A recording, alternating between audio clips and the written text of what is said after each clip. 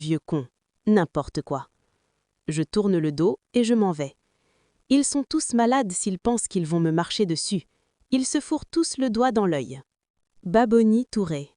Si la honte pouvait tuer, je serais déjà 6 pieds sous terre. C'est moi que l'enfant a ridiculisé comme ça? Devant mes cousins, mes frères et sœurs? J'ai la tête toujours baissée de honte quand tout à coup mon frère dit « Frère, tu n'as rien vu, je t'avais prévenu. La salive racrachée ne peut jamais être ravalée. Sœur, tout se paye ici-bas. Autre sœur, tout ce que tu le fais à toi-même. Cousin, tout ce qui pourrit va finir par sentir un jour. Tu nous diras ce que Zina t'a fait, toi qui ne veux même pas sentir son odeur. Autre, à bon entendeur, salut. Une semaine s'était écoulée depuis le mariage. Jamila avait fait voir à tous les habitants de la maison de toutes les couleurs. Tout le monde se plaignait de Jamila. Elle insultait sans distinction, même l'oncle. Jamila et l'oncle, c'était comme chien et chat. Zina revient aujourd'hui, bien que son oncle ait insisté pour qu'elle reste encore une semaine.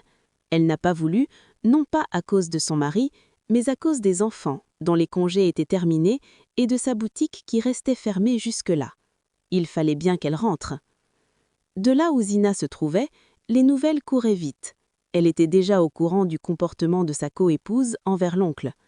Elle se disait « il n'en a encore rien vu ». Quant à l'oncle, il s'était rendu plusieurs fois chez la mère de Jamila pour se plaindre du comportement de sa fille. Mais rien n'y faisait. Jamila ne changeait pas, au contraire, ça empirait. Il décida donc de se calmer, d'observer et de voir comment agir plus tard. Ismaël, oui, le marié, oui, le nouveau marié, en avait déjà marre de sa femme. Il ne mangeait plus à l'heure, tout était sale dans la maison. La cour balayée à 11 heures, le salon plein de poussière, ses vêtements sales.